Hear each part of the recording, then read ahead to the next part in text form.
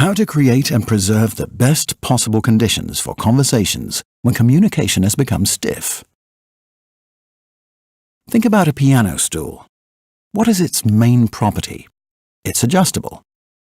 Using this analogy for communication, think about the position of the piano stool as the position of the person we are talking to. In order to do this, let's look at the following example. You get a text from your manager or an important client saying, "Call me back immediately." What would we tend to think? How would we position our piano stool in response to the person we're talking to? We could lower it. We could call the person back and they might rudely demand, "How can you explain the chaos on the project you are responsible for?" If, as suggested, our piano stool is in a low position, what kind of form could our answer take? Undoubtedly, explanations. And in general, by having to give explanations, we feel annoyed, which makes the manager or client raise the level of the stool even higher, while you lower yours even more. Then, the negative cycle becomes even more intense. In general, our explanations are a sign of our limits, and our answers given to questions that haven't even been asked. On the other hand, if we decide to position our piano stool higher than that of our manager or client, what could happen if we feel as though we are being attacked? We might respond aggressively, and in this case, both piano stools are ramped up, and communication from that point can only get worse, and sometimes even lead to a deadlock. Good communication is not what comes naturally.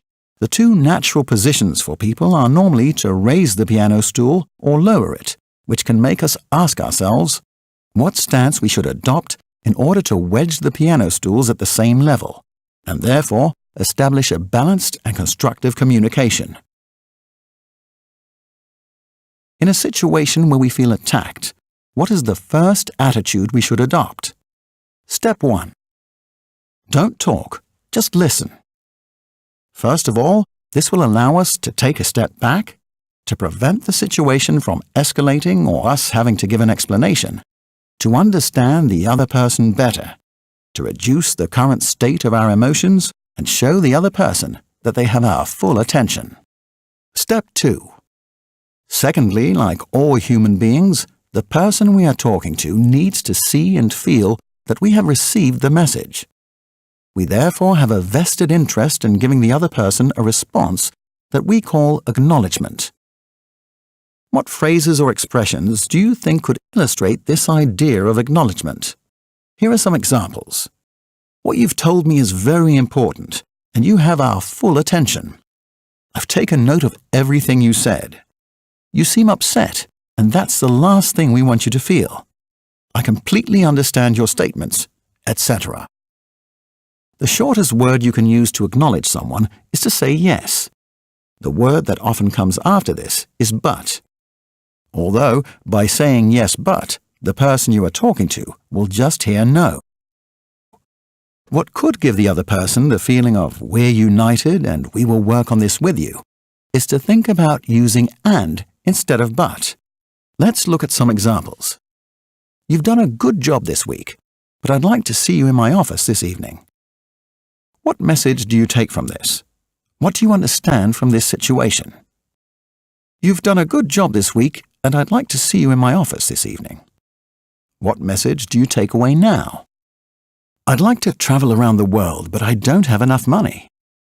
I'd like to travel around the world, and I don't have enough money. Our acknowledgement allows us to show the other person that we are considerate, they will feel listened to, which tends to reduce tension or the emotions involved, which means we can manage our own emotions more effectively, especially stress. Acknowledgement therefore allows us to position our piano stools at the same level. Acknowledgement is ultimately the emotional response given to the other person. Once we have acknowledged the person we are talking to, we have created the best possible conditions for the conversation to move forward, and can now give them an answer. Here we are talking about giving a rational response to the other person. Step 4.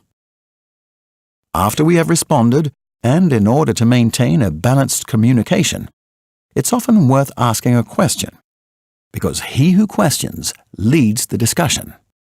Our counter-question can be a closed question in order to validate the response given, or may be an open question to relaunch the conversation. What about you? If you think about your own experiences, what will your next emotional responses be?